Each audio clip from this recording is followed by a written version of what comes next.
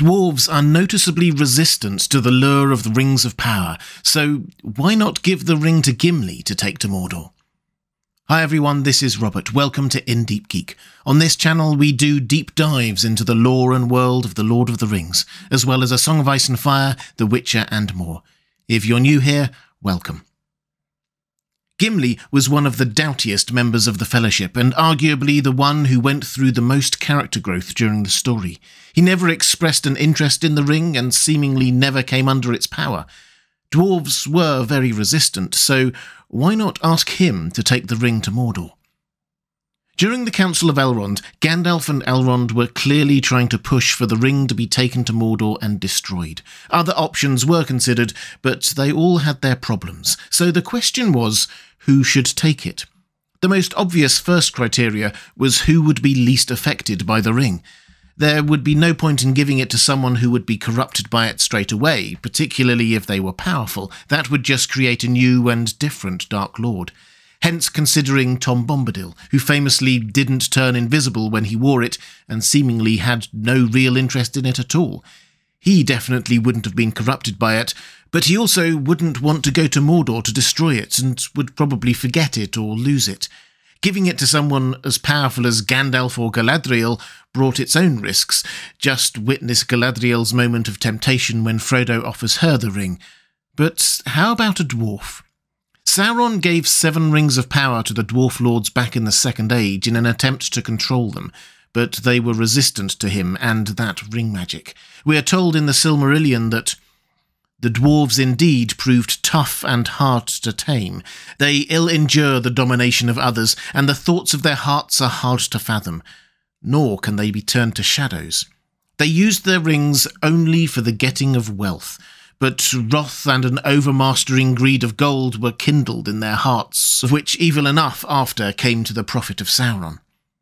That last bit about evil enough came to the prophet of Sauron refers to how the dwarven hoarding of gold led to dragons getting interested and devastating the dwarven nations to get that gold. But the important point for us is that the dwarves proved tough and resistant to the power of the rings. Though the One Ring is different to those other 7 rings, it's probably fair to assume that Gimli's resistance would have worked there too, certainly for a time. And it's also fair to say that Gimli had a good heart. He starts off understandably suspicious of the elves. Legolas's father had imprisoned Gimli's father back in The Hobbit, but through this story, Gimli bears up under discrimination from Celeborn, travels through elven lands he had been taught were evil, and meets people he had always thought hated him. And he grows and learns, and by the end is Galadriel's staunchest defender and Legolas's greatest friend. He is definitely one of the most clearly positive characters we have in the story, capable of humility and growth and goodness. And he is also a great warrior. That bet he had with Legolas at Helm's Deep about who could kill the most orcs is often viewed as a rather light-hearted moment. But take a step back, and you have to acknowledge that Gimli alone dispatched 42 of the enemy, or 43 in the film, let's not get into that, not by shooting at them from a distance like Legolas did for much of his count, but in hand-to-hand combat. And he emerged with barely a scratch. Aragorn exclaimed that never had he seen an axe so wielded. There are many great warriors in The Lord of the Rings, but Gimli has to be up there with the mightiest. Which is great, but doesn't it mean that there was a danger that if Gimli had the One Ring and he did succumb to it, he would have been powerful indeed? When Sam briefly had the One Ring, he appeared to the orcs in Cirith Ungol as a mighty warrior, and they fled before him. And that was Sam. Imagine what Gimli would have been like. Someone who emerged from the greatest battles of the age unharmed, with the bodies of dozens of his enemies strewn around him. Yes, Gimli with the One Ring would have been a frightening opponent indeed. And although he may not have sought power and dominion like others might, he was a leader, and he did establish his own realm after the end of the story, so it's not as if the desire for power wasn't in him. In fact, it wasn't as if the dwarves as a whole were unaffected by the influence of the Rings of Power, it's just that they were unaffected by Sauron's control. They dug deeper and more greedily, but never looked to turn to Sauron's side. We could have expected the same from Gimli. If he had taken the One Ring, he would have been affected.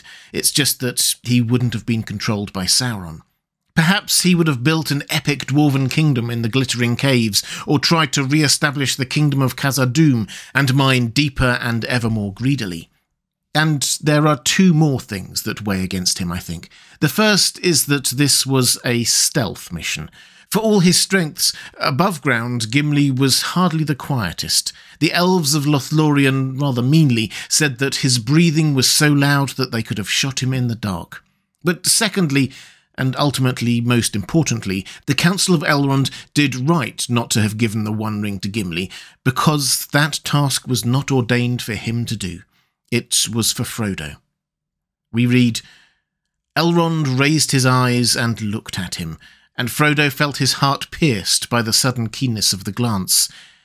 If I understand aright all that I have heard, Elrond said, I think that this task is appointed for you, Frodo, and that if you do not find a way, no one will. This is the hour of the Shire folk, when they arise from their quiet fields to shake the towers and councils of the great. Who of all the wise could have foreseen it? Or if they are wise, why should they expect to know it until the hour has struck? Hovering over all of Tolkien's great story is this concept of things being ordained from above, of Eru Ilúvatar gently nudging things in the right direction, the great eagles arriving at just the right time, Gandalf being sent back to Middle-earth, Bilbo happening upon the One Ring, and so on. The wise can sense the fuzzy outlines of this plan, even if they don't know all the details. Gandalf can sense that Gollum still has a role to play before the end, for example, and Elrond can sense that the task of carrying the One Ring was appointed to Frodo. And that is why they were right not to give the ring to Gimli. Yes, he had a natural dwarven resistance to Sauron's control, and yes, he was a good-hearted person who would have done a good job, but it wasn't meant for him. It was meant for Frodo.